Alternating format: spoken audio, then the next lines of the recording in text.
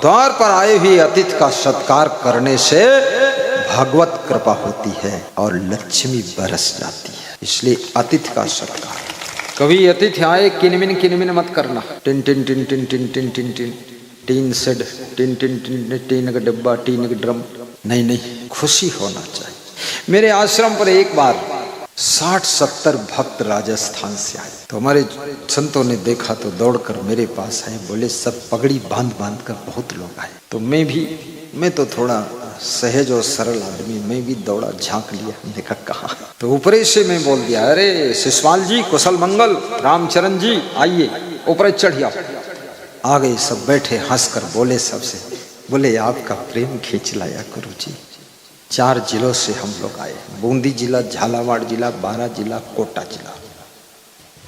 तो हमने कहा पहले कुछ खाओ पियो। बोले पहले हम आपसे बात करें, मिलें, हंसें, ठीक है, खाना पीना। अतिथि के आने पर जो खुश होता है, याद रखना उसके घर में कभी दरिद्र नहीं आता है। इसलिए अतिथि का सत्कार हंसकर करना चाहिए।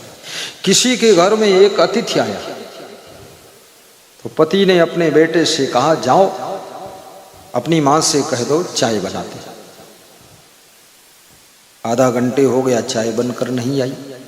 तो अतिथि ऊब गया, बोला अब मैं जा रहा हूं, अगली बार आऊंगा तो चाय पी लूंगा। अरे नहीं जा सकते आप, बैठो।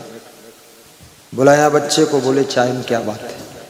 बोले दूध बिल्ली पी गई इसलिए चाय नहीं बनी। मम्मी बैठी, लो रुपये दूध ले आओ। दूध लेने गया, फिर आधा घंटा लग गया, फिर चाय नहीं आई। फिर बुलाया, पूछा चाय में क्या बात? बोले दूध तो ले आए, चाय पत्ती घर में है ही नहीं। फिर पैसे दिए, बोले चाय पत्ती ले आओ। कुछ व्यवस्थाएं एडवांस रखा करो। जब मेहमान आए, तुम बाजार चले जाओ तो मेहमान के पास कौन बैठेगा? तो मेहमान उठा और बोला कि अब हम जा रहे हैं। बोले जाओ, लेकिन याद रखना आज की चाय उधार रहेगी, अगली बार आकर पीना पड़ेगा। जाओ, धन्यवाद, नमस्कार। मेहमान चला गया। पति अंदर घुसा घर में, पत्नी से बोला, हाँ चाय तुमने बनाया कि नहीं बनाया? बोले मैंने तो चूल्हा ही नहीं जलाया। बोले जय हो मेरी वाइफ की, यही होशियारी है। बोले दूध? बोले दूध तो था पर झूठ बोल दिया कि दूध नहीं है, बिल्ली पी गई। दोनों पति पत्नी ताली बजा रहे थे कि मेहमान का स्वागत झूठ करना चाहिए, खिलाना पिलाना कुछ नहीं। तुलसीदास ने लिखा है, झूठ ही लेना झूठ ही देना, झूठ ही भोजन झूठ जबेना। झूठा सत्कार, उसका पुण्य भी झूठा हो जाता है। श्वेतेश्वर उपनिषद का ऋषि कहता है, अतिथि देवो भव, मातृ देवो भव, पितृ देवो भव, आचार्य देवो भव। जिस घर में मां का आदर है, मां में केवल मां का रूप नहीं देखना है। ऋषि कहता है उपनिषद का, मां में देवी का दर्शन कीजिए और पिता में देवता का दर्शन कीजिए, अतिथि में देवता को देखिए। आचार यानी जिनकी वाणी, जिनका दर्शन, जिनका सानिध्य हमारे आचरण को शुद्ध कर देता है, ऐसे आचार्य गुरु में सब देवों के देव महादेव का दर्शन कीजिए। गुरु कोई साधारण चीज नहीं है, तुम्हारे आचरण को शुद्ध करने का काम करता है, उसका नाम गुरु है। चरित्रवान बनाता है। साहिब बंदगी बोलो। श्री पीएल पुनिया जी के सुपुत्र सांसद तनुज पुनिया जी आ चुके हैं, एक बार ताली बजा। मुस्करा दो तनुज, खड़े हो तुम, तनुज खड़े हो जाओ, उधर मुस्कराओ। हाँ फिर घूम जाओ, चारों तरफ घूमो, हमारी तरफ देखो, हमारी तरफ तुम हंस दो कस के। बैठिए, बैठ जाओ, आनंद से बैठो, सबको बिठा लो।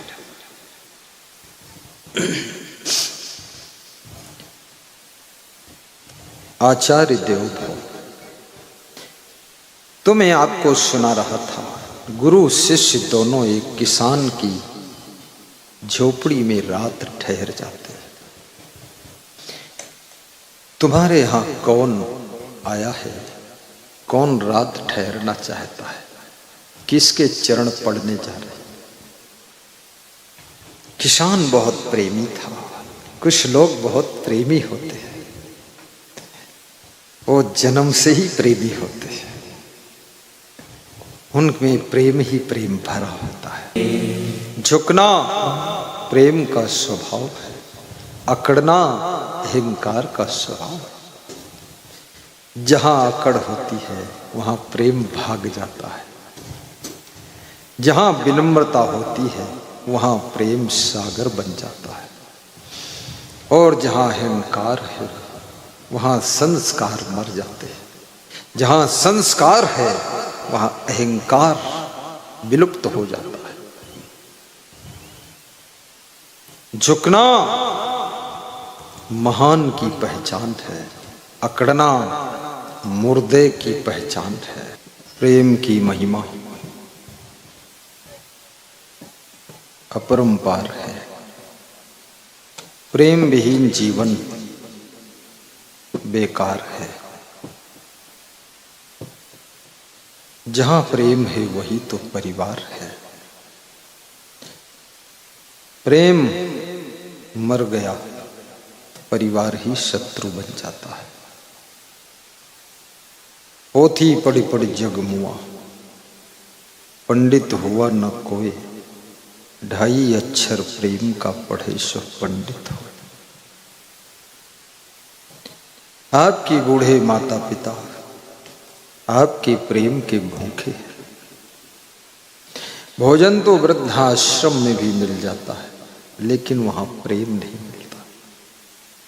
इसलिए अपने बूढ़े माँ बाप को, सास ससुर को सर्वप्रथम प्रेम दीजिए, उनसे प्रेम कीजिए, क्योंकि ये वृद्धावस्था एक दिन लगभग सबकी आती है। दिवसेनयो तत्कुर्यात् येन रात्रौ सुखम वसेत्। दिन में वह काम पूर्ण कर लो जिससे रात को सुख से सो सको। अष्टमासेन तत्कुर्यात् येन वर्षा सुखम वसेत्। 8 महीने में वह कार्य पूर्ण कर लो जिससे कि वर्षा के 4 महीने आराम से रह सको। पूर्वे वयस तत्कुर्यात् येन वृद्धा सुखम वसेत्। बचपन और जवानी में वह कार्य करो जिससे बुढ़ापे में सुख से रह सको। यावत् जीवेन तत्कुर्यात् येन प्रेत्य सुखम वसेत्। और संपूर्ण जीवन में वह कार्य कर लो जिससे मृत्यु के समय मुस्कुरा कर मर सको, चिंता लेकर न मरो। बहुत लंबी जिंदगी मिलती है काम करने के लिए। अब मरते समय चिंता छोड़ करके मृत्यु को स्वीकार करो। कब किसकी मृत्यु आ जाए किसे पता, क्या उड़ चलने का आ जाता कब बेला है। सबको एक दिन संसार से जाना है। कभी कम उम्र के लोग पहले चले जाते हैं, अधिक उम्र के लोग देखते रह जाते हैं कि ये सब दुख देखने के लिए हम बैठे और हमारा छोटा बेटा मर गया। मृत्यु महाराजा दशरथ की भी हुई थी। यहीं से ज्ञान को प्राप्त करो कि भगवान के पिताजी भी मृत्यु को प्राप्त हुए थे। ये मृत्यु लोक है, यहां कोई अमर नहीं हो सकता है।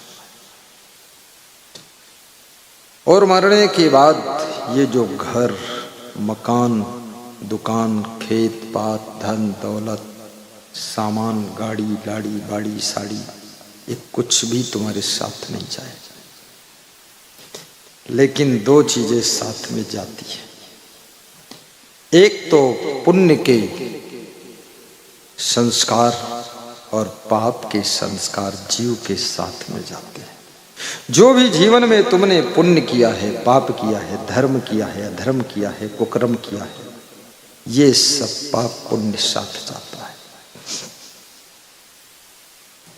पत्नी भी चलेगी तो केवल द्वार तक, बेटा हक निभाएगा तो केवल शमशान तक, गांव के लोग चलेंगे तो केवल कहां तक, वो भी शमशान तक, और बेटा कुछ करेगा तो अग्निदान तक, और कुटुंबी कुछ लोग जाएंगे तो गया पिंडदान तक, पिंडदान कर देंगे कि ताकि ये हमारे पिंड न पड़े आत्मा। फिर पिंडदान इसीलिए करते हैं।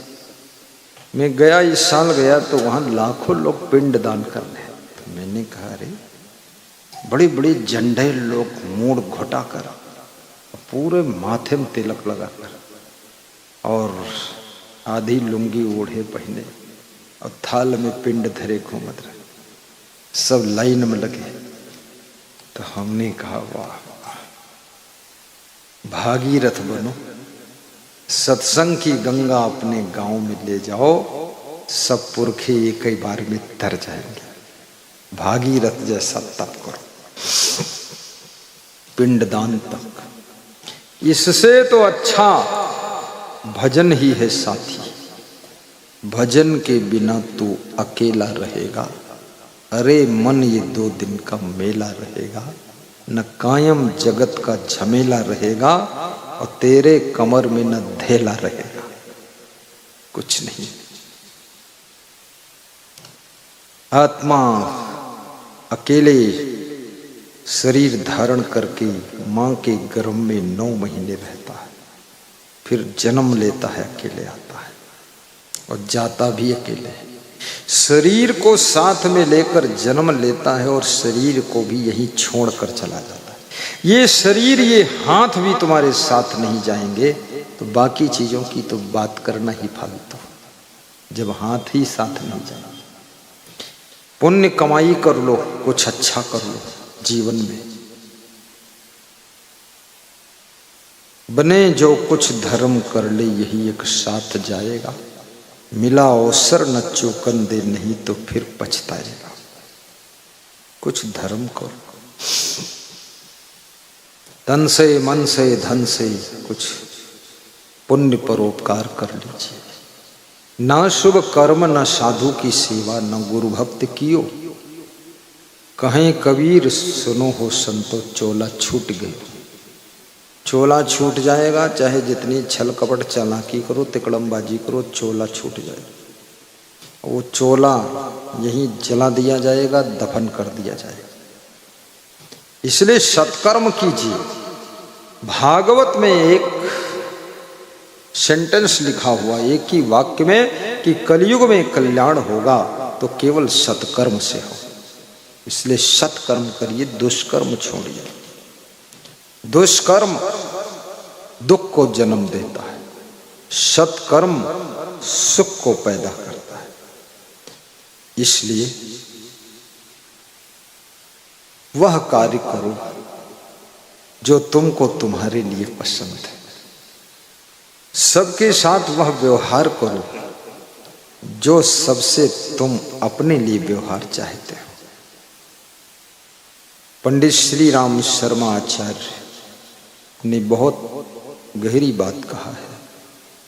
दूसरों के साथ वह व्यवहार करो जो तुमको अपने लिए पसंद है। चोर जो चोरी करता है और 4 चोर मिलकर चोरी करते हैं, चोरी करके जब माल का बंटवारा करते हैं तो आपस में यही कहते हैं कि ईमानदारी से बंटवारा होना चाहिए। ये चोट्टा लोग भी ईमानदारी की शरण में आते हैं और ये भी कहते हैं देखो कोई चुराना मत। हैं सब चुट्टे और सब चुरा कर ही लाए। 2 और 4 हंसते भी हैं कि बोलता है चुराना मत और चुरा कर ही लाए हम लोग। चोरी की माल में अब चोरी मत करना। ये तो ऐसे ही हुआ जैसे बिल्ली अपने बच्चे को उसी मुंह से पकड़ती है तो दांत भी नहीं लगता है, लेकिन उसी मुंह से जब चूहे को पकड़ती है तो उसके जान भी नहीं रह जाती। ये कौन है? बिल्ली लोग है, बिल्ली, बिलौटा, बड़े बड़े बनबिलाओ बहुत बड़े बड़े। स्वयं के लिए अलग तराजू है, दूसरों के लिए दूसरा तराजू। हर व्यक्ति चाहता हम जहां जाएं तहां मुझे लोग प्रेम से बोलें, प्रेम से बिठाएं। आप इस चाहत को खत्म करिए। आप स्वयं प्रेम से बोलना शुरू करिए, लोगों के साथ प्रेम का व्यवहार करिए, सब आपको प्रेम मिलेगा। प्रेम देने से प्रेम मिलता है, प्रेम मांगने से प्रेम नहीं मिलता है। याद रखना, प्रेम प्रेम में ही जाता है। जहाँ दिल में नफरत है वहाँ प्रेम नहीं पहुँचता है, वहाँ नफरत ही पैदा होती है। इसलिए स्वयं प्रेम कीजिए और प्रेम भी निष्काम करो। सकाम प्रेम कामना की पूर्ति न होने पर वो प्रेम मर जाता है। निष्काम प्रेम